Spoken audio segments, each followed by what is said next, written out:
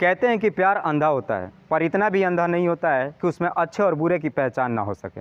इस दुनिया में कुछ लोग ऐसे हैं कि प्यार में कुछ इस तरीके से अंधे हो जाते हैं कि उन्हें मालूम तो है कि उनके साथ कुछ गलत हो रहा है, लेकिन इसके बावजूद भी अपने प्यार का बढ़ावा देते हैं। और फिर एक दिन एक ऐसा समय आता है जब इस प्यार का अंजाम होता है, और अंजाम कुछ इस तरीके से होता है कि शायद इसका अफसोस उन्हें पूरी ज़िंदगी भर रह जाता है। आज की कहानी में भी सेम कुछ ऐसी होता है। एक लड़की है जो एक गलत आदमी से प्यार कर बैठती है। उसे मालूम था कि उसके साथ कुछ गलत हो रहा है, लेकिन फिर भी वो लड़की सही समय पे सही कदम नहीं उठाती है। और फिर इस प्यार का अंजाम कुछ इस तरीके से होता है कि एक दिन उस लड़की का पूरा परिवार हमेशा हमेशा के लिए इस दुनिया को छोड़ के चला जाता है। वाकई में दोस्तों, आज की जो ये घटना है, आज की जो ये कहानी है, इसे सुनने के बाद आपके भी शरीर के रोंगटे खड़े कर जाएगा। नमस्कार, आदाब, मैं हसमुद्दीन और आप देख रहे हैं सफ़र क्राइम तक। आज की जो सच्ची घटना मैं आपको सुनाने वाला हूं, दरअसल ये घटना है मध्य प्रदेश की राजधानी भोपाल की। भोपाल का ही एक शहर पड़ता है देवास, और इसी देवास का एक इलाका पड़ता है नेमावर। नेमावर की रहने वाली रूपाली, जिसकी उम्र है लगभग 22 साल। रूपाली की मां के नाम ममता बाई, जिसकी उम्र है लगभग 45 साल। रूपाली की एक छोटी बहन दिव्या, जिसकी उम्र है लगभग 14 साल।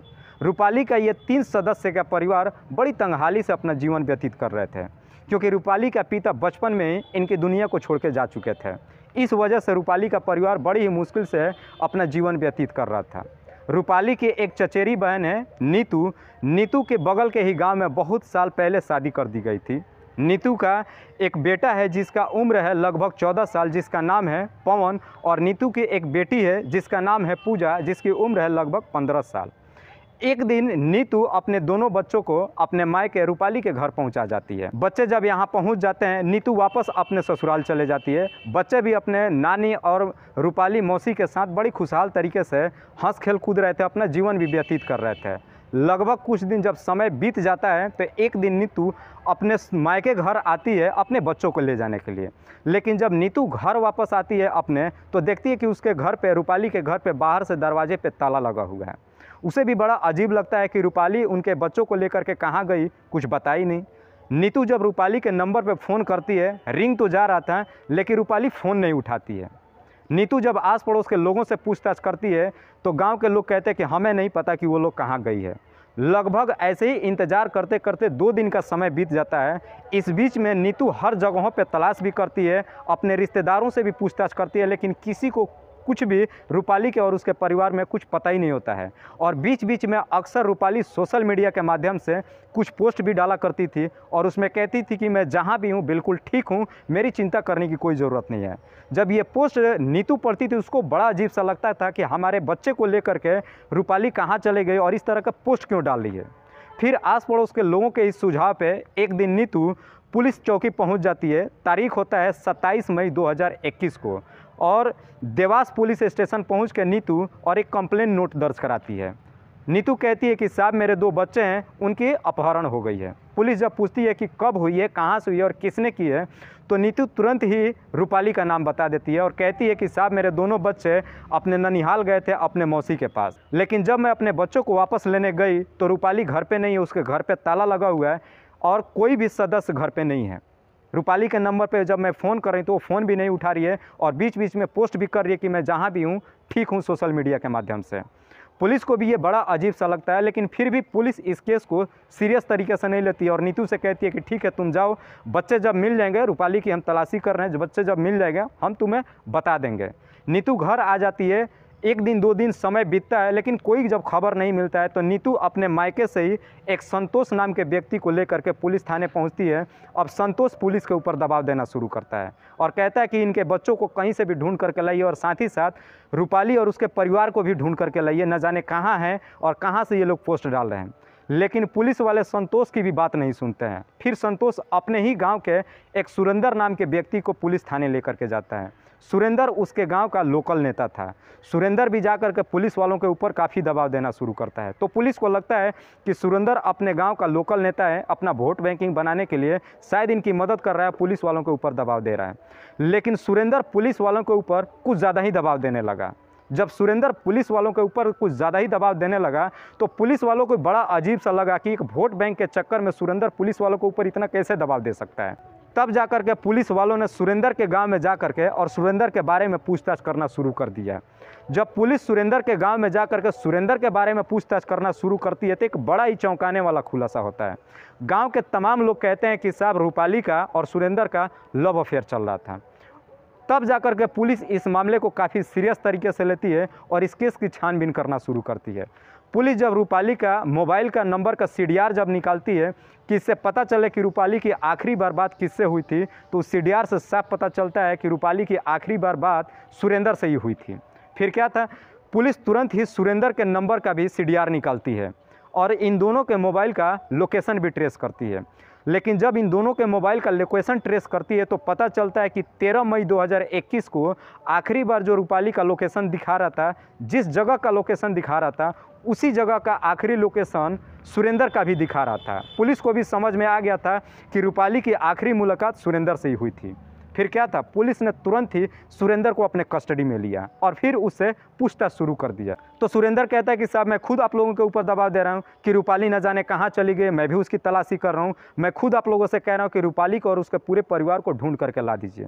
लेकिन पुलिस इस बारी सुरेंद्र की एक भी बात नहीं सुनती है और तमाम मोबाइल के CDR को और लोकेशन को सामने रख करके और सुरेंद्र से सख्ती से पूछताछ करती है। जब ये सारी डिटेल, सारे सबूत सुरेंद्र के सामने रख करके पुलिस जब सख्ती से पूछताछ करती है तो आखिरकार सुरेंद्र सच्चाई कबूल कर लेता है। लेकिन जब अपनी सच्चाई पुलिस वालों को बताता है तो इसे सुनने के बाद पुलिस वालों के भी पैरों तले ज़मीन खिसक जाती है। वाकई में दोस्तों, जब सुरेंद्र अपनी पूरी कहानी बताता है तो कहीं ना कहीं इंसानियत भी शर्मसार हो उठती है। सुरेंद्र कहता है कि सुरेंद्र का और रूपाली का पिछले 4 सालों से लव अफेयर चल रहा था। सुरेंद्र जो कि अपने गांव का लोकल नेता भी था और दबंग आदमी भी था, और रूपाली एक बहुत ही मध्यम और गरीब परिवार से थी, इसलिए रूपाली के ऊपर उसका दबदबा भी था। लगभग 4 सालों से इस प्यार के लव अफेयर के दौरान इनकी जब भी मुलाकात होती थी, इन दोनों के नज़दीकियाँ इस कदर से बढ़ चुकी थी कि जब भी इनकी मुलाकात होती थी इन दोनों के बीच में बिल्कुल एक पति पत्नी के जैसा संबंध भी बनता था। ये सिलसिला पिछले लगभग 4 सालों से चल रहा था, लेकिन इस सिलसिले से अब रूपाली थक चुकी थी और इस बात की खबर रूपाली की माँ को भी और उसकी बहन को भी मालूम था।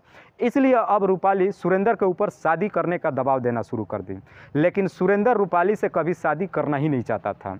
वो हर बारी रूपाली को समझा बुझा करके टाल देता था कि जब वक्त आएगा मैं तुमसे शादी कर लूँगा, और रूपाली भी उसकी बात को मान लेती थी। जबकि रूपाली को भी मालूम था कि सुरेंद्र उससे शादी नहीं करेगा, लेकिन इसके बावजूद भी वो उम्मीद पे आस लगाए बैठी थी कि शायद एक न एक दिन सुरेंद्र उससे शादी ज़रूर करेगा। और इसी दौरान एक दिन रूपाली खुद जाकर के सुरेंद्र से कहती है कि मैं तुम्हारे बच्चे की माँ बनने वाली। जब रूपाली ये बात सुरेंद्र से कहती है तो ये सुनने के बाद सुरेंद्र के पैरों तले ज़मीन खिसक जाती है। वो तुरंत ही रूपाली को एक जगह पे बिठाता है और उसे समझाने की कोशिश करता है कि जो बच्चा है जो तुम्हारे गर्भ में पल रहा है उसका गर्भपात करा दो। रूपाली कहती है कि मैं इस बच्चे का अबॉर्शन नहीं कराऊंगी, तुम्हें अब मुझसे शादी करनी ही पड़ेगी। सुरेंद्र को भी लगता है कि शायद अब मैं फंस चुका हूं, अब मुझे रूपाली से शादी करनी पड़ेगी। रूपाली कहती कि अब अगर शादी नहीं करोगे तो अब इस बात की खबर पूरे तमाम गांव के लोगों को मैं बताऊंगी। सुरेंद्र को लगता है कि शायद अब मैं कहीं भी मुंह दिखाने वाला नहीं रह जाऊंगा। फिर 13 मई 2021 को सुरेंद्र रूपाली के नंबर पर फ़ोन करता है और अपने घर बुलाता है। रूपाली जब उसके घर पे जाती है तो कहता है कि मैं तुमसे शादी की बातचीत करने के लिए बुलाया हूँ। जब उसके घर पे जाती है तो उसके साथ में पहले संबंध बनाता है और फिर बैठ करके उससे वही बातें फिर से रिपीट करता है और उसे समझाने की कोशिश करता है कि जो तुम्हारा बच्चा है अब मेरे पे यकीन कर लो, उसका अबॉर्शन करवा लो, फिर हम शादी कर लेंगे। लेकिन इस बात पर रूपाली एकदम भड़क जाती है और कहती है कि मुझे मालूम है कि तुम शादी नहीं करोगे, अब मैं घर जा रही हूँ। मैं जब यहाँ पे आई थी तो मैं अपने मम्मी से और अपनी बहन से बता कर आई थी तुम्हारे घर जा रही हूँ। अब मैं जा रही हूँ, तमाम गांव के लोगों से कहूँगी कि मैं तुम्हारे बच्चे की माँ बनने वाली। जब रूपाली सुरेंद्र से इस तरह की बात कहती है तो सुरेंद्र को लगता है कि अब शायद मामला हद से ज़्यादा बढ़ गया है और सुरेंद्र तुरंत ही रूपाली के गले को दबा करके और उसकी हत्या कर देता है। लेकिन हत्या करने के बाद सुरेंद्र को तब आता है कि रूपाली जब इसके घर आई थी तो वो बता रही थी कि इस बात की खबर वो अपनी माँ और बहन को दे करके आई थी। सुरेंद्र को लगता है कि अभी नहीं तो कभी उसकी माँ ज़रूर तलाश करते हुए यहाँ पर आएगी और मैं शायद मैं फंस जाऊंगा। इस चक्कर में सुरेंद्र अपने एक दोस्त को रूपाली के घर पे भेजता है और कहता है कि उसके माँ और बहन से कहना है कि तुम दोनों सुरेंद्र के घर चलो, रूपाली भी वहीं है, शादी की बातचीत करनी है। और होता भी ऐसी है, एक उसका दोस्त सुरेंद्र का दोस्त रूपाली के घर पे जाता है, उसकी माँ और उसकी बहन को लेकर के सुरेंद्र के घर पे जाता है। जब रूपाली की माँ और उसकी बहन सुरेंद्र के घर पे जाती है तो वो तुरंत ही रूपाली के बारे में पूछताछ करती है। तो सुरेंद्र कहता है कि वो बाहर गई है, अभी थोड़ी देर में आ जाएगी। लेकिन समय काफ़ी बीत जाता है। जब रूपाली घर पे नहीं आती है तो रूपाली को माँ को लगता है कि शायद रूपाली के साथ में कुछ गलत हुआ है। वो सुरेंद्र के ऊपर दबाव देना शुरू करती है कि बताओ मेरी बच्ची कहाँ पे है। सुरेंद्र को लगता है कि शायद अब ये लोग भी हंगामा करना शुरू करेंगे। इस बात पर तुरंत ही अपने ही घर में रूपाली की माँ और उसकी बहन के सुरेंद्र और उसके दोस्तों ने मिल करके गला दबा करके और उसकी भी हत्या कर दी। तब इन्हें लगा कि इसके घर में 2 बच्चे रह गए हैं, शायद ये लोग जब आए हों तो शायद इसकी खबर उन दोनों बच्चे को भी मालूम हो, शायद कहीं वो बच्चे ना हमें फंसा दे। फिर ये सुरेंद्र खुद अपने साथ अपने एक दोस्त को लेकर के रूपाली के घर पे जाता है और उन दोनों बच्चे को भी बाइक पे बिठा करके अपने घर लाता है और उन दोनों मासूम बच्चे की भी गला दबा करके हत्या कर देता है। सुरेंद्र के घर में ही 5 लोगों की डेड बॉडी पड़ी हुई थी। और फिर सुरेंद्र अपने प्लान के तहत उसके खेत में ट्रांसफार्मर लगाने के लिए 10 फीट की गड्ढा की खोदाई की गई थी। इन 5 डेड बॉडी को रात में ले जा करके उसी गड्ढे में डाल देता है और फिर ऊपर से मिट्टी डाल करके उसे ढक देता है। वाकई में दोस्तों, जब ये पूरी कहानी सुरेंद्र पुलिस वालों को बताता है तो सुनने के बाद पुलिस वाले भी चौंक जाते हैं। जब इस बात की खबर पूरे गाँव वालों को पता चलता है तो गाँव वाले सिर्फ एक ही बात कहते हैं कि रूपाली को इस बात की खबर थी कि सुरेंद्र उससे कभी भी शादी करने वाला नहीं है।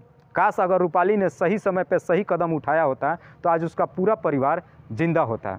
पुलिस तुरंत ही सुरेंद्र के ही तहरीर पे बताए हुए जगह पर ले जाती है, उस गड्ढे की खुदाई कराती है तो वाकई में उस गड्ढे में से उन 5 की डेड बॉडी निकलती है और फिर उन बॉडी को शिनाख्त कराया जाता है और उनकी शिनाख्त भी हो जाती है।